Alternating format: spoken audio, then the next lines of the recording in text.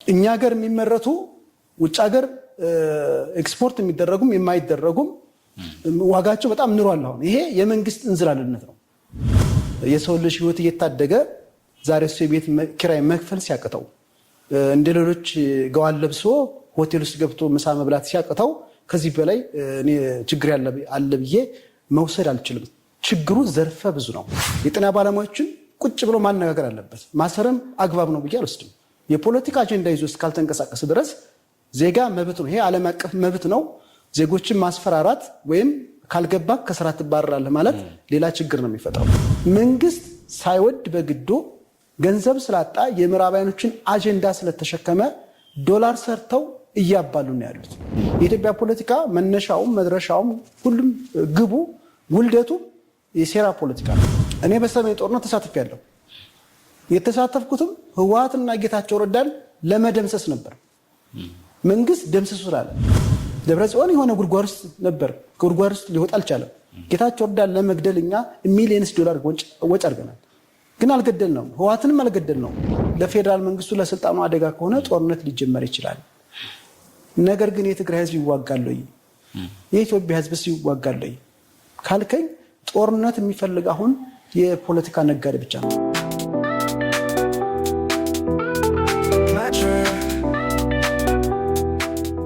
ሰላም ጤና ይስጥልን የተወዳጅ ተመልካቾቻችን እንደምን ሰንብታችኋል? የሃርመኒ መድረክ ፕሮግራማችን ጀምሯል። ከሰዓት ጀምሮ ወደ እናንተ መድረሱን ይቀጥላል። አብራችሁ እንድትሆኑ በአክብሮት እንጋብዛለን። እዚህ አብረናችሁ እስከ ፕሮግራም ፍጻሜ ድረስ አቶ ጥላሁን ሊበን የዓለም አቀፍ ዲፕሎማሲ ተመራማሪ እንዲሁም ደግሞ የተለያዩ ማህበራዊ፣ ኢኮኖሚያዊ፣ ፖለቲካዊ ሀሳቦችን ከኛ ጋር በማጋራት ይቆያሉ። ከሳቸው ጋር መልካም የሆነ ቆይታ እናደርጋለን። በዛሬ ቆይታችን የተለያዩ ወቅታዊ የሆኑ ጉዳዮችን እናነሳለን። በተለይ ደግሞ የሰሜኑን ፖለቲካ በተመለከተ የምናነሳቸው ሀሳቦች ይኖራሉ። ከህወሓት መንደር እየተፈጠሩ የሆኑ ያሉ ነገሮች ምንድን ናቸው? የህወሓትም እንግዲህ የምርጫ ቦርድ የቀነ ገደብ ጊዜ መጠናቀቁን እየሰማን ነው። ከዚህ ጋር በተያያዘ የፓርቲዎችን ሁኔታ እንዳሰሳለን። ከዚሁ ያስከትለን የአማራ ክልል የፋኖን ሁኔታ ደግሞ የፋኖ አደረጃጀት ምን ይመስላል ወደ አንድ እየመጣ ነው እያለ ነው እና ይህንን በተመለከተ ከአማራ ክልል ጋር በተያያዙ የሚነሱ ሀሳቦችን እናነሳለን። ሌሎችም መረጃዎችንም ይዘናል። በተለይ ደግሞ ከሰሞኑን በተለይ እንቅስቃሴ እያደረጉ ያሉት የሕክምና ባለሙያዎች የእነሱን ሀሳብ በተመለከተ መንግስት ምን አይነት እርምጃ እየወሰደ ነው፣ ህብረተሰብ ውስጥ ምን አይነት መልስ እየሰጠ ነው የሚሉ ጉዳዮችንም እናነሳለን። ሌሎች ሀሳቦችንም ይዘናል። አብራችሁን ከቆያችሁ ወደ እናንተ የምናደርሳቸው ሌሎች አጀንዳዎችንም ይዘናል። መልካም ቆይታ ይሁንልናል። ቤተሰብ ያልሆናችሁ ላይክ፣ ሰብስክራይብ፣ ሼር በማድረግ የሃርመኒ መድረክ ቤተሰብ እንድትሆኑ በአክብሮት እንጋብዛለን። ካፍታ ቆይታ በኋላ ተመልሰን እንመጣለን።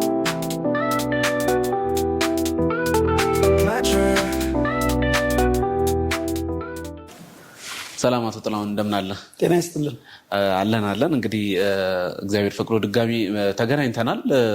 ያው በመግቢያም ለተመልካቾች እንግዳ አለ ብያቸው ነበር እና ያው ለቤቱም እንግዳ ስላልሆንክ ምናልባት አቶ ጥላሁን ራስን ብታስተዋውቀንና አዳዲስ ተመልካቾችም ስለሚኖሩ ከዛ እንጀምራለን። በመግቢያ ለማንሳት የፈለኳቸው በጣም ወቅታዊ የሆኑ ጉዳዮች አሉ። ሀገራችን እንደሚታወቀው ብዙ በየጊዜው በየደቂቃው አዳዲስ መረጃዎች፣ አዳዲስ ጉዳዮች፣ አዳዲስ አጀንዳዎች እየወጡ እንደሚገኙ ይታወቃል እና እነዚህ አጀንዳዎች እንግዲህ ከአንተ ጋር ስንገናኝ የምናነሳቸው ሀሳቦች ለማህበረሰቡ ይጠቅማሉ እንዲሁም ደግሞ ያገለግላሉ እንደ ሀሳብም ይሆናሉ የምንላቸው መረጃዎች ነው የምናቀርበው እና ከዛ አንጻር ዛሬ የያዝናቸው ፕሮግራም አጀንዳዎች አሉ። እነሱን በመግቢያ ያነሷቸው እናነሳለን። እንደው ለመግቢያ ያክል ምናልባት በተለይ ደግሞ አዲስ አበባ ላይ ያለው በየክልሎች ያሉት በተለይ የሕክምና ባለሙያዎች የሚያነሱት ጥያቄ አለ። መንግስት ደግሞ እርምጃም ይወስዳለው እያለም በየቦታው ደግሞ ማስፈራሪያም ጭምር በየጥጋጥጉ ይለጠፋል። በተለይ ደግሞ በየሕክምና ቦታዎች ላይ ሲለጠፍ አይተናል። ሶሻል ሚዲያ ላይ ማስጠንቀቂያ አዘል የሚመስል ነገር እና ይሄስ ነፃነቱ ምን ይመስላል የሚሉ ጉዳዮችን ለማንሳት እንሞክራለን እና ከዚህን ጀምርና ሌሎች ሀሳቦችን ደግሞ መለስ ብለን በመግቢያ ያነሷቸው እናነሳለን። ምናልባት ከራስን ጀምርና ለተመልካቾች ራስን አስተዋውቅልን። እሺ፣ አመሰግናለሁ። ስሜ ጥላሁን ሊበን ይባላል። የዓለም አቀፍ ግንኙነትና ዲፕሎማሲ ባለሙያ ነኝ። ወደ ጥያቄ ስገባ እንግዲህ ኢትዮጵያ ጤና ባለሙያዎች ጤና ባለሙያ ከሌለ ከእግዚአብሔር ቀጥሎ የሰው ልጅ ህይወት ለማትረፍ ወይም እንዲቀጥል ለማድረግ የጤና ባለሙያዎች ትልቁን ቦታ ይዛል። እንግዲህ የጤና ባለሙያዎች ጥያቄ አለን፣ ኑሮ መሮናል ወይም ያለው ነባራዊ ሁኔታ መኖር አልቻለም ብለው ጥያቄ አንስተዋል ለመንግስት። በነገራችን ላይ ይሄ ጥያቄ የመላው የኢትዮጵያ ሕዝብ ጥያቄ ነው የሚወስደው ነው። ይህ ሲባል ግን ከጀርባው ፖለቲካ አጀንዳ ሊኖረው አይገባም። የጤና ባለሙያዎችም እያደረጉት ያለው የፖለቲካ አጀንዳ ይኖረዋል ብዬም አላስብም። ካለው ነባራዊ ሁኔታ አንጻር እንዳልኩህ መብት ነው። እኛ አፍሪካ ውስጥ አለመታደለው ነው ዲሞክራሲ የለም እንጂ መንግስትን መተቸትም መንግስትንም ከስልጣን ውረድ የማለት ዓለም አቀፍ መብት ነው። ከኛም ሀገር ከዚህ መውጣት አንችልም። ስለዚህ ምንድነው ባጭሩ የጤና ባለሙያዎች ጥያቄ አግባብ ነው። ነገር ግን መንግስት ለምሳሌ ጥያቄውን ተቀብሎ መልስ ቢሰጥ ወይም ደሞዝ 5000 በንበልና ቢጨመር ኢትዮጵያ ውስጥ ያለውን ችግር አይፈታም። መፍትሄው አንድና አንድ ነው። የኑሮ ሁኔታን ማረጋጋት ነው። ኑሮ ከባድ ነው። የኢትዮጵያ ሕዝብ አሁን እንደውም በአስማት የሚኖር ይመስላል። የ3000 4000 ደሞዝተኛ ያለባት ሀገር የታክሲ እንኳን የማይበቃህ። ነገር ግን ሕዝባችን ችግር ስለሚረዳ በተለይም ደግሞ ወደ አመጽ ብንገባ የሚፈጠረው ነገር ስለሚያውቁት እየጸለዩም ረሃቡንም ሁሉን ነገር እየቻሉ መንግስትን ተስፋ በማድረግ እየሰሩ ያለበት ሁኔታ አለ። የጤና ባለሙያዎችም እስካሁን ጥሩ ኑሮ እየኖሩ አይደለም። ነገር ግን አሁን መኖር ስላልቻሉ ነው። ጥያቄያቸውም መኖር አልቻልንም፣ መንግስት ድምጻችን ይስማና መልስ ይስጠን ነው። መንግስት መልስ መስጠት አለበት። እንዴት ነው መልስ የሚሰጠው ካልከኝ አሁን ካለው ነባራዊ ሁኔታ አንጻር ለጤና ባለሙያዎች ደሞዝ ቢጨምር መንግስት ሌሎችም ይነሳሉ። መምህራኖች አሉ፣ ከነሱ ያልተናነሰ ችግር ያለባቸው ሌሎችም ሲቪል ሰርቫንቶች አሉ። መንግስት ካለው አቅም አንጻር ኢትዮጵያ ውስጥ ካለ ኢኮኖሚ አቅም አንጻር ይህን ጥያቄ ለመመለስ መንግስት አቅም አለው ብዬ መውሰድ አልችልም። እንዳልኩህ መፍትሄው የኑሮ ውድነትን ማረጋጋት ነው። እኛ ሀገር የሚመረቱ ውጭ ሀገር ኤክስፖርት የሚደረጉም የማይደረጉም ዋጋቸው በጣም ንሯል። አሁን ይሄ የመንግስት እንዝላልነት ነው። ትልቁ የመንግስት ኃላፊነት የማህበረሰቡን ወይም የሀገሪቱን ዜጎች ደህንነት ማስከበርና የሰው ልጅ በልቶ እንዳድር ማድረግ ነው። ሌሎች ሀገሮች የተለያዩ እርምጃዎችን ወስዳሉ። እንደዚህ የኑሮ ውድነት ዓለም አቀፍ ተጽዕኖ ነው። ነገር ግን እንደ ሀገር ደግሞ ኢትዮጵያ ውስጥ በሚሰሩ ስራዎች ለምሳሌ ጤፍ ማንሳት ትችላለህ። ጤፍ የኛ ሀገር ምርት ነው። ጤፍ ኤክስፖርት እያደረግ ነው። ኤክስፖርት መቆም አለበት። ሌሎችም በተመሳሳይ ብዙ አሉ። እነዚህ ነገሮችን በሀገር ውስጥ የሚመረቱትን ለማህበረሰቡ ፍጆታ ብቻ እንዲውሉ መንግስት የኑሮ ውድነትን ማረጋጋት ነው ያለበት እንጂ የጤና ባለሙያዎች ያነሱ ጥያቄ እንዳልኩ የመላው የኢትዮጵያ ሕዝብ ጥያቄ ነው። ምናልባትም ካድሬዎች ላይመለከት ይችላል። ካድሬ የሚኖረው በደሞዙ ስላልሆነ ይሄ ሲባል ግን ሁሉንም እያልኩ አይደለም። ስለዚህ ጥያቄው አግባብ ነው። ነገር ግን አሁንም የምደግምልህ ከጀርባው ፖለቲካ አጀንዳ ሊኖረው አይገባም። የፖለቲካ አጀንዳም አለው ብዬ አልወስድም። ኑሮውን ስለማቀው ምናልባትም እኔ ከነሱ የተሻለ ደሞዝ ሊኖረኝ ይችላል። ሰው ስትሆን አንተ የሌላው ህመም ሊያም ይገባል። አንድ ዶክተር 7 ዓመት ተምሮ ብዙ መከራ አለ፣ ትምህርት እናውቀዋለን። ያን ሁሉ ፈተና አሳልፎ የሰው ልጅ ህይወት እየታደገ ዛሬ እሱ የቤት ኪራይ መክፈል ሲያቅተው እንደ ሌሎች ገዋን ለብሶ ሆቴል ውስጥ ገብቶ ምሳ መብላት ሲያቅተው ከዚህ በላይ እኔ ችግር አለ ብዬ መውሰድ አልችልም። ችግሩ ዘርፈ ብዙ ነው። ነገር ግን ችግሩን መቅረፍ ይቻላል። እንዴት ካልከኝ አሁንም የምደግምልህ የኑሮ ውድነትን ማረጋጋት ነው። ከጦርነት አባዜ መውጣት ነው። እየተዋጋህ የኢኮኖሚ እድገት የለም። እየተዋጋህ ሰላም የለም። እየተዋጋህ የዲፕሎማሲ ዲል የለም። እየተዋጋህ ዜጎቼ በልተው ጠግበው ስንዴ ኤክስፖርት ነው እያደረኩ ማለት ነውር ነው። ሰው መንግስት ራሱን ማየት አለበት። ራሱን የሚያይ ከሆነ የጤና ባለሙያዎችን ቁጭ ብሎ ማነጋገር አለበት። ማሰርም አግባብ ነው ብዬ አልወስድም። የፖለቲካ አጀንዳ ይዞ እስካልተንቀሳቀስ ድረስ ዜጋ መብት ነው። ይሄ ዓለም አቀፍ መብት ነው። ዜጎችን ማስፈራራት ወይም ካልገባ ከስራ ትባረራለህ ማለት ሌላ ችግር ነው የሚፈጥረው። እንዳልኩ ኢትዮጵያ ውስጥ ያለው ችግር ዘርፈ ብዙ ነው። ከመንግስትም አቅም በላይ የሆኑ ብዙ ችግሮች አሉ። እንደ ሀገር ስናስብ ግን በሰላም ዙሪያ ስንሰራ ለጥይት የምናወጣውን ወጣቱን በጥይት የምናስበላውን ወጣት አምራች ዜጋ ስናደርገው ኢኮኖሚያችንም ስለሚያድግ የኢኮኖሚ ልማቱም እንደዛው ስለሚያድግ ከዚህ ችግር መውጣት እንችላለን። ነገር ግን አሁን የምደግምልህ የጤና ባለሙያዎች ጥያቄ አግባብ የሆነ ጥያቄ ነው። መንግስት ጥያቄውን መቀበል ያለበት እንጂ ማስፈራራት ወይም ማሰር ይሄ ዓለም አቀፍን ሕግ የሚጻረን ነው። ከኢትዮጵያ ሕገ መንግስትም አንጻር ይሄ ወንጀል ነው ብዬ ነው መውሰድ የምችለው። ያው ከዚህ ጉዳይ ጋር በተያያዘ ብዙ ሀሳብ ይሰጣሉ። ምናልባት ይሄ ጥያቄ ሲነሳ ሌሎችም ጥያቄ ይዘው የተነሱ እንዳሉ ሰምተናል። ለምሳሌ ከሰሞኑን የዲኤችኤል ዓለም አቀፍ ተቋም እንደሆነ ይታወቃል። በኢትዮጵያ ውስጥ ያሉ ምናልባት የሐኪሞቹን ጥያቄ ተከትሎ እንደዚህ ያለ ጥያቄ አንስተው ወዲያውን መፍትሄ የሰጣቸው ኦልሞስት ወደ 35% ደሞዝ ጭማሪ እንደሚደረግላቸውም ተናግሯል። እና እንደዚህ ወዲያውኑ አክሽን የመግባት ውስጥ መንግስት እርምጃ ወዲያውኑ የመውሰድ ነገር የለም። ምናልባት የጤና ሚኒስትሯም ፊት ለፊት ላይ ቀርበው አንድ ጥያቄ እንኳን ተጠይቀው በዚህ ጉዳይ ላይ የመለሱት አንድ ቀላል መልስ ነው የመለሱት እና ሰብሰብ ብሎ ቅድም አንተ እንዳልከው ማናገርና ቁጭ ብሎ እንትን ማለት ያስፈልጋልና ሌሎች ምናልባት ከዚህ በኋላ ሌሎች ጥያቄዎችስ ምናልባት መምህራን ሊሆን ይችላሉ ሌሎች አካላትም እንግዲህ ይህን ጥያቄ ቅድም አንተ ዘርፈ ብዙ ነው ስላልነው ሌሎች ጥያቄዎችም ከዚህ በኋላ ሊመጡ አይችሉም ወይ? መንግስት ምን አይነት ምላሽ ነው መስጠት ያለበት? በተለይ ደግሞ አክሽን ወዲያውኑ የመውሰድ ነገርስ ሌላ ጣጣ ይዞ አይመጣም ወይ? ምናልባት የፖለቲካ መጠቀሚያ ሊሆኑ ይችላሉ ብለው የሚያስቡ ፖለቲከኞችም አሉ፣ በዚህ ጉዳይ ላይ ሀሳብ የሚሰጡ ሰዎችም አሉና እንደው አንተ ምን ታስባለህ በዚህ ጉዳይ? መልካም ቅድም ለማንሳት ሞክሬያለሁ። እንዳልኩ መንግስት አሁን ኢትዮጵያ ካላት አቋም አንጻር ጥያቄው የጤና ባለሙያዎች ብቻ አይደለም። አንተም ብላል መምህራኖች አሉ፣ አጠቃላይ ሲቪል ሰርቫንቱ አለ። ጥያቄው እንግዲህ መንግስት ይህን ተቀብሎ አስቸኳይ መልስ ለመስጠት ይቸግራል። ለምን? የአቅም ጉዳይ ነው። እኛ ገንዘብ የለንም፣ የአቅም ጉዳይ ስለሆነ። ነገር ግን እንዳልከው ጥያቄ ያነሱትን የጤና ባለሙያዎችም ሆኑ ሌሎችንም ቁጭ ብሎ ማነጋገር ያስፈልጋል። ይሄ እንዳለ ለመሰለ የራበው ሰው ህግም አያከብርም። እንግዲህ ሰው የሚርበው ከሆነ የመጨረሻ ጉዞ ወይ ወደ ሞት ነው ወይም ተጎሳቁሎ መኖር ነው። ከራብ ደግሞ ራብ ምንም የሚታገሰው ነገር የለም። ስለዚህ በጤና ባለሙያዎች ላይ ቁጭ ብሎ ማነጋገር ነው። ማሰር ትክክል አይደለም። የምታስረው ከሆነ ሌላውም ይነሳል። እንዳልኩ የሚርበው ሰው በራብ ከሚሞት ታስሮ ያለውን መከራ እየተካፈለ ቢኖር ነው የሚመርጠው። ስለዚህ መንግስት እየወሰደ ያለው እርምጃ ጤና ባለሙያዎችን ቁጭ ብሎ ማነጋገር ነው ያለበት። ችግሩ ይገባናል፣ ችግሩ ተረድተናል፣ የአቅም ችግር አለ፣ ይህን እናስተካክላለን። ለምሳሌ ደሞዝ ባይሆን ጥቅማ ጥቅም ማለት ይችላለን። ብዙ ለምሳሌ የተለያዩ ኢንተርፕራይዞች ከሲቪል ሰርቫንት ውጭ ያሉ ሰራተኞች እኔንም ጨምሮ የተለያዩ ጥቅማ ጥቅሞች አሉ። እነዛን ጥቅማ ጥቅሞች ተግባራዊ በማድረግ ችግሩን እንኳን ዘላቂ መፍትሄ ባያመጣ ቢያንስ ያስታግሳል። ነገር ግን ይህም ሁሉ አድርጎ መንግስት መፍትሄ ማምጣት አይችልም። የአቅም ችግር አለ እንዳልኩ። መፍትሄው የኑሮ ውድነትን ማረጋጋት ነው። መንግስት ጣልቃ መግባት አለበት። ይሄ ነፃ ገበያ አሁን ኢትዮጵያ ውስጥ ካለው ነባራዊ ሁኔታ አንጻር የሚሰራ አይደለም። ብዙ ሸቀጣ ሸቀጦች በጣም የሚወደዱት በደላላ መሀል ላይ ደላላ አለ። በገበሬውና መሀል ላይ በማህበረሰቡ የሚደርሱ ሸቀጣ ሸቀጦች መሀል ላይ ደላሎች አሉ። እነሱን መቆጣጠር ያለበት። ለምሳሌ እኛ ሀገር እንዳልኩ ጤፍ አለ፣ ሌሎችም ድንች መሳሰሉ፣ ሽንኩርት፣ ሌሎችም ብዙ ነገሮች አሉ። እንቁላል መውሰድ ትችላለህ። እንግዲህ እኛ እንቁላል ከኛ ሀገር በላይ የሚያመርታለ ብለህ መውሰድ አትችልም።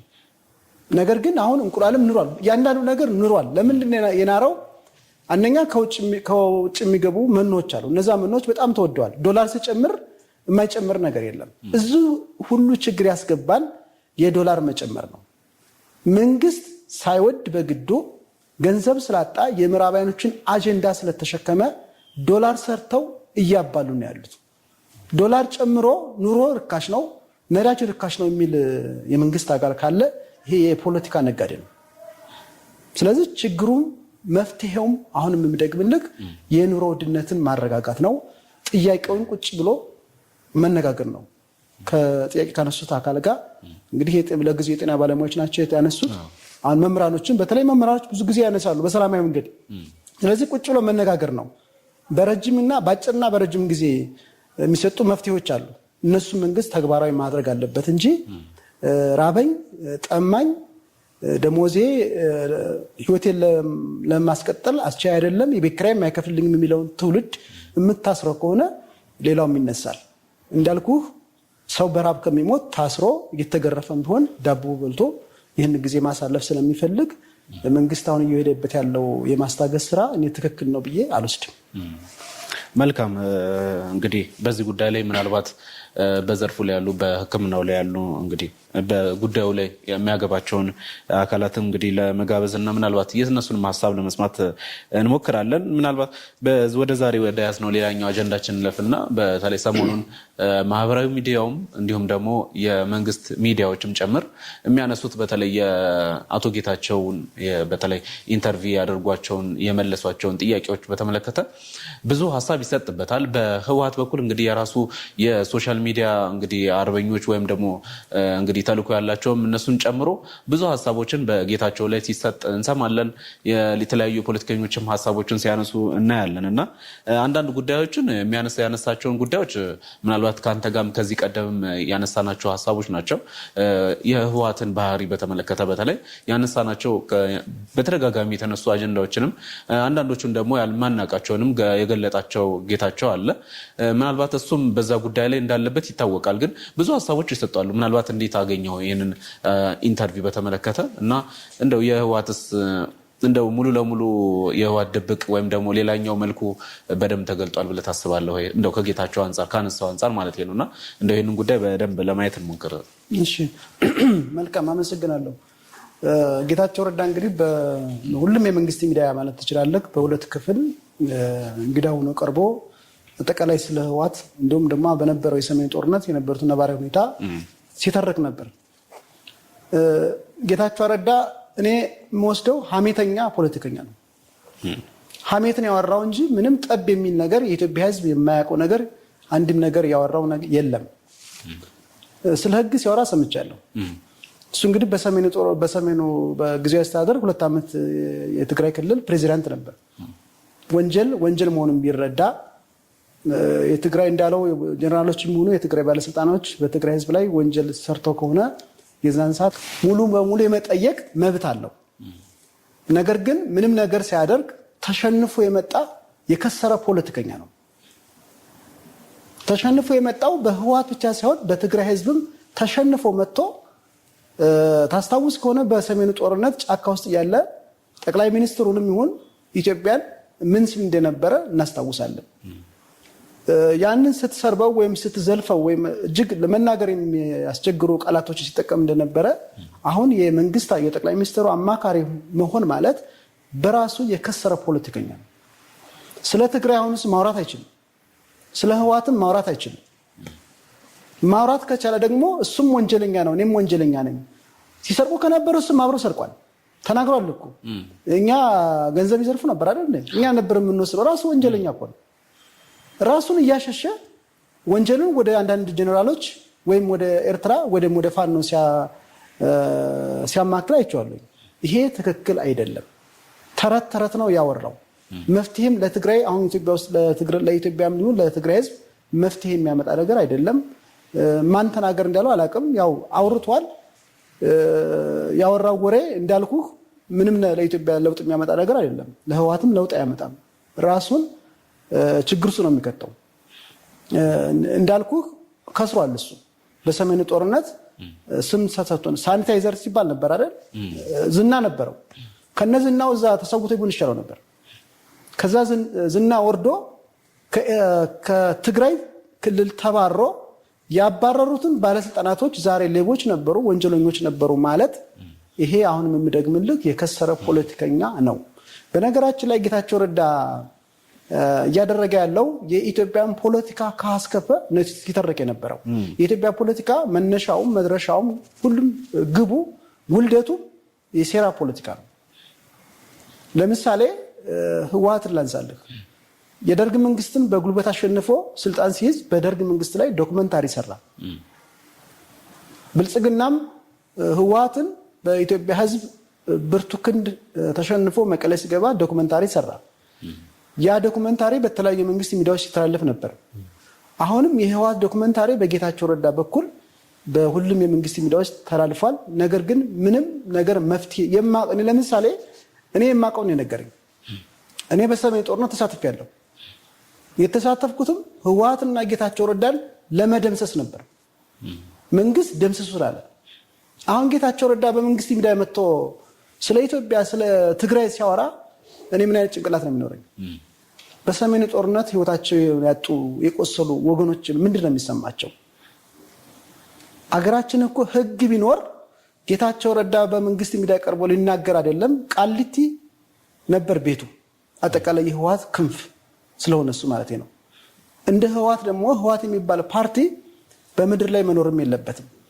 ነገር ግን በነበረው በሰሜኑ ጦርነት በፕሪቶሪያው ስምምነት ፌዴራል መንግስትና ህወሓት ሁለቱም ተሸንፈው ፌዴራል መንግስቱም ተሸንፏል፣ ህወሓትም ተሸንፎ ፖለቲከኞች እንዳሉ ከዚህ ቀደም እንዳልኩ አይሞቱም፣ አይጠሙም፣ አይራቡም።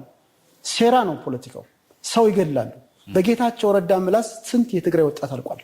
እሱ እኮ ጫካ ውስጥ ተቀምጦ አስታውሳለሁ እኔ ወጣቱን ግባ ፋሽስቱ አብይ ይሄ መከላከያ ሊገልን የመጣው ሲል የነበረው አንዱ እሱ እኮ ነው። አፈቀላጠረን እናውቃለን እኮ እሱ የመንግስት ፕሮፓጋንዳ ነበር። የትግራይ የህወሓት ምን ሲል ነበር የነበረው? እነሱም ብቻ አይደለም የትግራይን ዲያስፖራ ሲያሳስብ ነበር፣ ቄሶችን ሸካዎችን ሳይቀር። አሁን እሱ ንጹህ ሆኖ በመንግስት ሚዲያ ቀርቦ ሲያወራ ከዚህ በላይ ምን የሚያሳፍር ነገር አለ? የመንግስት ሚዲያዎች እንደምታውቃቸው የፖለቲካ አጀንዳ ነው፣ ሌላ እንትን የላቸውም። የነጠላ ትርክት የበላይነት ኢትዮጵያ ውስጥ ያለው ጦርነት በሰላማዊ መንገድ እንዲፈታ ሳይሆን የማባላት ስራ ነው የሚሰሩት። ጌታቸው ረዳ የሚያደርገው ከዚህ የተለየ ነገር አይደለም። ራሱ ወንጀለኛ ነው። ራሱን ንጹህ ንስሐ ገባ ብሏል አይደል? ንስሐ የገባው ለማን ነው? እንግዲህ ንስሐ ገባው ሲባል እንደ ሃይማኖተኛ ስታስበው ይሄ ስላቅ ነው። ራሱ ንስሐ የገባው ለማን ነው? ለብልጽግና ነው? ለብልጽግና ከሆነ ትክክል ነው። ንስሐ ገብቶ ስልጣን ይዞ ቤት መኪና ይዞ ቤት ተሰጥቶታል፣ አምሮበታል። በጦርነቱ ሰዓት ታውቃለህ ምን እንደመሰለ ታጋይ ነበር። እውነቱን ለመናገር እንደ ጌታቸው ረዳ በሰሜኑ ጦርነት የታገለ የለም። በምላሱም በጉልበቱም ታግሏል። ደብረጽዮን የሆነ ጉድጓድ ውስጥ ነበር፣ ከጉድጓድ ውስጥ ሊወጣ አልቻለም። ጌታቸው ረዳን ለመግደል እኛ ሚሊየንስ ዶላር ወጪ አድርገናል፣ ግን አልገደልነውም። ህወሓትንም አልገደልነውም። የሞተው የትግራይ ህዝብና የኢትዮጵያ ህዝብ ጀግናው መከላከያ ሰራዊታችን ለእናት ሀገሬ ብሎ በየጉድጓዱ በየጫካው ያለ ውሃ ያለ ምግብ እየተንከራተተ ህወሓትን ደምስሼ አገሬን አንድነት አጠናክራለሁ ብሎ እኔንም ጨምሮ መከራ የከፈልነው ህወሓትን የሚባል ፓርቲ ከኢትዮጵያ ተሰርዞ ያቺ ገናኗ ኢትዮጵያ እንድትመለስና ይሄ የዘር ፖለቲካ የጽንፈኝነት አክራሪነት ከኢትዮጵያ እንዲወገድ ነበር የታገልነው። ዛሬ ግን ሁላችንም ከስረናል። ጌታቸው ረዳ ግን አትርፏል። ደብረጽዮን አትርፏል። በተለይ ደብረጽዮን አሁን የብልጽግና የበላይ ጠባቂ ነው የሚመስለው። ለምሳሌ ህወሓትን ላንሳለሁ ከዚህ ጋር ስለሚገናኝ ህወሓት ምርጫ ቦርድ አሸባሪነቱን አንስቶለታል። እንዳልኩ ህወሓት አይደለም አሸባሪ፣ ከአሸባሪም በላይ ነበር። የህወሓት አባሎች ታስረው መንግስት በጭፈራን የለቀቃቸው። ህወሓት የሚባል ዘግናኝ ሀገር አፈረሰ ሀገር የሸጠ ባንዳ በነጻ አሰናብተህ ሌላውን ኢትዮጵያዊ ወንጀለኛ ነው ብለህ ማሰር ይሄ ፖለቲካ ሴራ ነው።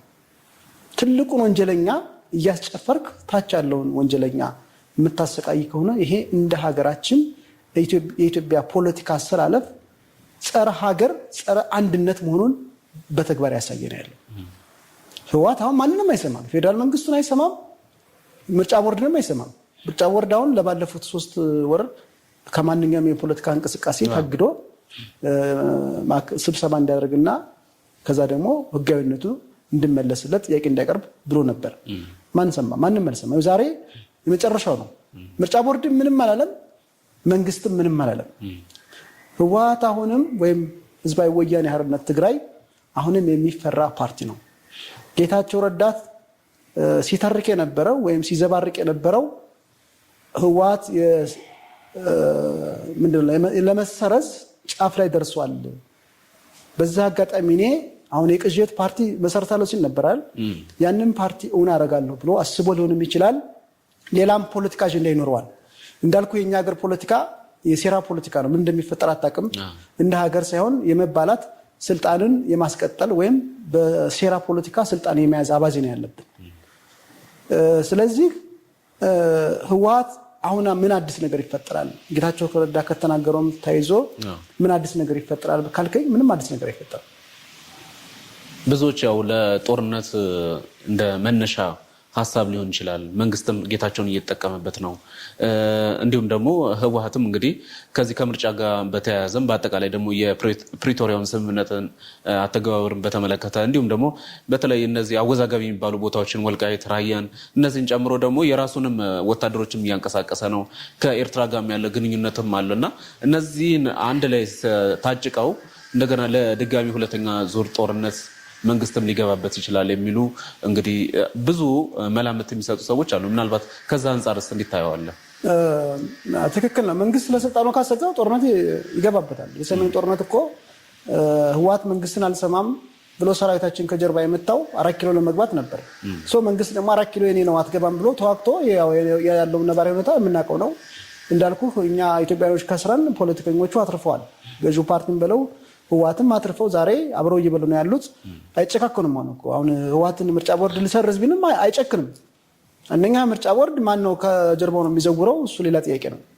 ስለማይጨክኑ አሁን ተጨማሪ ቀን የሰጠው ብዬ ተስፋ ማድረገው ባለፉት 3 ወራት ምንም አይነት እንቅስቃሴ እንዲያደርግ ተብሎ አይደለም ከመንግስት ጋር ከተለያዩ ዓለም አቀፍ ዲፕሎማቶች ጋር እየተገናኘ የነበረውን ሁኔታ መግለጫ እስከማውጣት ደርሷል። ለምሳሌ የጀርመን ሌሎችም ሀገሮች አምባሳደሮች ገብተው ትግራይ ክልል ሄደው ከደብረጽዮን ጋር ተነጋግረዋል። ፌዴራል መንግስቱ ይህን ሳያውቀው ቀርቶ ነው። ፌዴራል መንግስቱ እኮ ፈቅዶላቸው ነው የሚሄዱት። ከዚህ አንጻር ነው መንግስት ህወሓትን አሁን የሚፈራዋል ነው የምለው። ስለፈራው ነው መጨረሻ ላይ መደምሰስ እየቻለ የታረቀው ወይም የተደራደረው።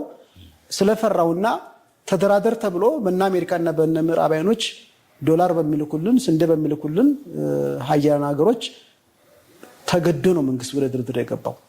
ወደ ድርድር በመግባቱ አንደኛ የኢትዮጵያ ህዝብ አኩርፏል። እኔም አኩርፌያለሁ። የኤርትራ ህዝብና መንግስት አኩርፏል። ያኮረፍነው ጦርነቱ ለምን ቆም አይደለም። ጦርነት መቆም አለበት። መንግስትን አፕሪሼት አደርጋለሁ። ጦርነቱ ሲቆም ግን ሁሌም ከጦርነት በኋላ የህግ የበላይነት ፍትህ መረጋገጥ አለበት። በጦርነቱ ወንጀል የሰሩት በህግ መጠየቅ አለባቸው። የተጠየቃለ ካልከኝ ማንም የለም። ያ ሁሉ ሰው አልቆ አንድም የተጠየቀ ግለሰብ የለም።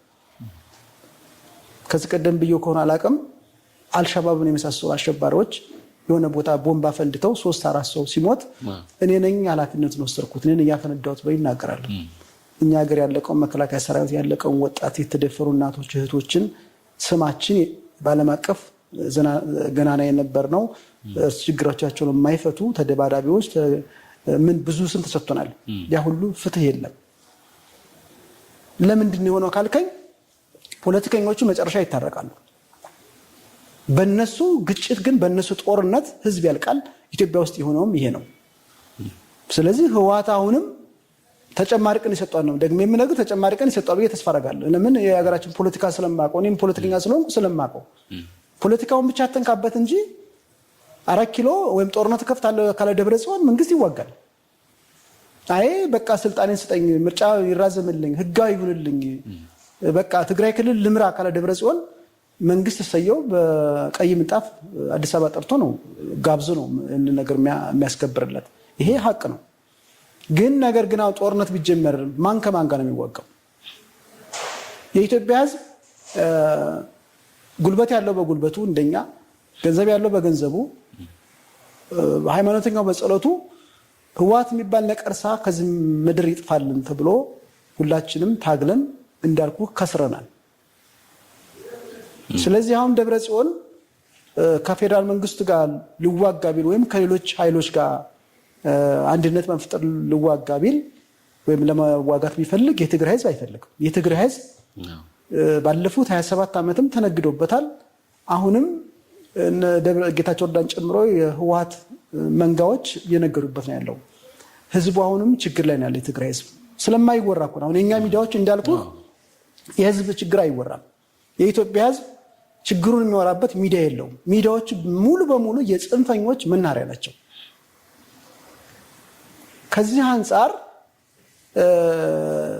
ጦርነት ውስጥ ሊገቡ ይችላሉ ወይስ አይችሉም ካልከኝ አሁንም የምደግምልህ ለፌዴራል መንግስቱ ለስልጣኑ አደጋ ከሆነ ጦርነት ሊጀመር ይችላል። ነገር ግን የትግራይ ህዝብ ይዋጋል ወይ? የኢትዮጵያ ህዝብስ ይዋጋል ወይ ካልከኝ ጦርነት የሚፈልግ አሁን የፖለቲካ ነጋዴ ብቻ ነው። ጦርነት የሚፈልግ ሌባ ዘራፊ ብቻ ነው። መከላከያ ሰራዊታችን አይደለም ከወንድሙ ጋር ከሌሎች የውጭ ጥላቶች ጋር መዋጋት አይፈልግም። ችግሮቹ የውጭ ጠላት ቢመጣ እንኳን በንግግር ይፈቱ።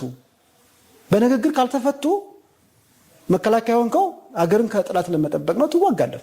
ከወንድሞች ጋር ግን መከላከያ ሰራዊታችን አይዋጋም።